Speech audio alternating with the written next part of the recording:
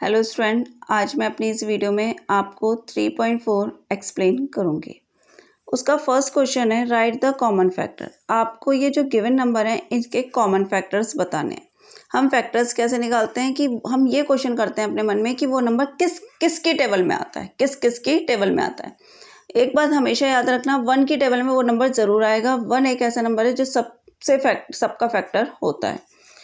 मैंने इसे इस वाले मेथड से अप्लाई किया है। आप ऐसे क्वेश्चन करके भी कर सकते हो कि 26 किस किस के टेबल में आता है वो लिख लो, लेकिन वो मेथड मुझे थोड़ा सा आपके अकॉर्डिंग टफ लगता है, क्योंकि उसमें क्या होता है कभी कभी हम कोई नंबर भूल जाते हैं तो वो नंबर रह जाता है। तो इसलिए मैंने इस मेथड को अप्लाई किया है। इस मेथड में क्या होता है कि सबसे पहले मैंने आपको बताया 1 के में तो फैक्टर 1 का फैक्टर तो होगा ही वो नंबर, तो 1 × 26 लिख लिया। फिर मैंने क्वेश्चन करा क्या 26 2 की टेबल में आता है, मुझे आंसर मिला यस। कैसे? मुझे लास्ट में 6 दिख रहा है, यानी कि वो 2 से जरूर डिविजिबल हो। तो 2 1 ज़ा 2 और 2 की टेबल में 6 कितनी बार आता है 3, तो 2 × 13 हो। फिर मैंने क्वेश्चन करा क्या 3 की टेबल में 26 आता है? नहीं। क्या 4 की टेबल में 26 आता है? नहीं। क्या मैंने पूछा 5 की टेबल में 26 आता है? नहीं। ऐसे ही मैं क्वेश्चन करती गई कि 8 की टेबल में आता है, 9 की टेबल, किसी में नहीं आता, सीधे आता है 13 की टेबल में। 13 की टेबल में 26 कितनी बार आता है? 2 टाइम। जब कोई नंबर रिपीट हो जाता है, मैंने आपको जैसे ही रिपीट दिखाया कि 2 × 36 और 2 × 13 और 13 × 2 सेम आ गए ना, तो मुझे ये पता चल गया कि क्वेश्चन यहीं पे स्टॉप हो जाएगा। अब इसके आगे कोई नंबर नहीं आएंगे। जैसे ही रिपीट हो जाए कि वो नंबर जैसे 2 × 13 लिख लो या 13 × 2, इसके अलावा तो क्वेश्चन यहीं कंप्लीट हो गया, तो मैंने अब यहीं पे रोक दिया। ऐसे ही मैंने पहले 39 के निकाले। 39 भी मैंने पूछा 1 की टेबल में आता है, वो तो पता ही है 1 की टेबल में 39 टाइम्स आएगा। 2 की टेबल में 39 आता है? नहीं आता। 4 की टेबल में नहीं आता, सॉरी 3 की टेबल में आता है। 3 की टेबल में कितने टाइम्स आता है? 13 टाइम्स। 3 1 ज़ा 3 और 3 9। तो कैसे पता चल रहा है कि मैंने 3 की टेबल से 13 डिवाइड करके देख लिया। देखो 3 1 ज़ा 3, फिर ये तो 0 हो गया, ये 9 और 3 3 ज़ा 9।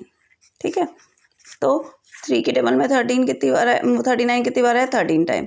क्या 4 की टेबल में आता है? नहीं। 5 की टेबल में नहीं आंसर।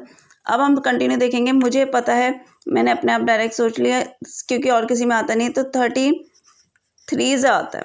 अब देखो 3 13 ज़ा या 13 3 ज़ा, तो दोनों सेम मतलब रिपीट हो गए, है ना। जब ये ऐसा रिपीट हो जाता है तो मुझे क्लियर हो जाता है कि अब इसके आगे क्वेश्चन नहीं होना, तो यहीं तक होना था। अब मैंने फैक्टर्स लिए, फैक्टर्स ऑफ 26 कौन कौन से है? 1, 2, 13 और 36। जो रिपीट वाला होता है ना वो नहीं लिखता है, क्योंकि 2 तो हमने एक तरह से यहाँ पर लिख दिया ना, और 13 भी लिख दिया, तो उसे बार बार रिपीट नहीं करते।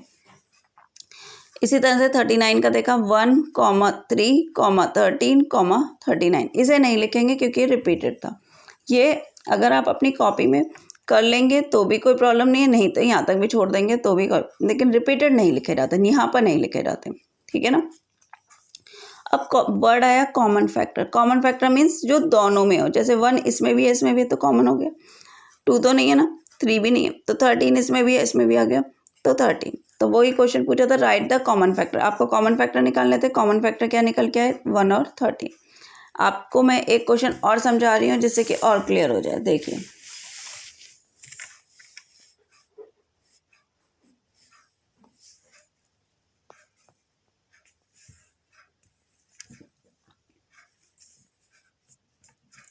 देखिए यहाँ पर मैंने लिया 44 और 99।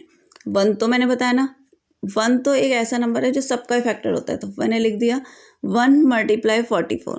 1 × 44 इज इक्वल टू 44। अब क्वेश्चन किया 2, क्या 2 की टेबल में 44 आता है?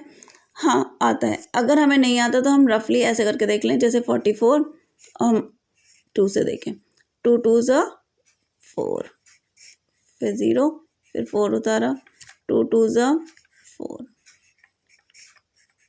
ठीक है, तो कितनी टाइम्स आया? 22। फिर 3 की टेबल में 44 नहीं आता, लेकिन 4 की टेबल में 44 11 टाइम्स आता है।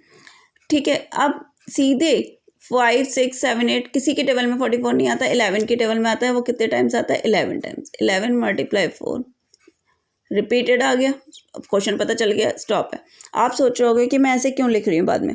मेरा मन है मैं यहीं पे सॉल्व कर दूं। अगर आपको ऐसे सही लगता है तो आप एक बार फिर से लिख के और फिर स्टॉप कर दोगे तो भी कोई प्रॉब्लम नहीं है, ठीक है।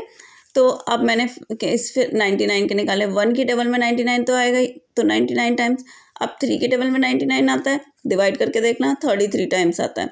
फिर 4 की टेबल में 99 नहीं आता, 5 की टेबल में 99 नहीं आता, सीधे 9 की टेबल में आता है कितने टाइम्स, 11, वो हम डिवाइड करके।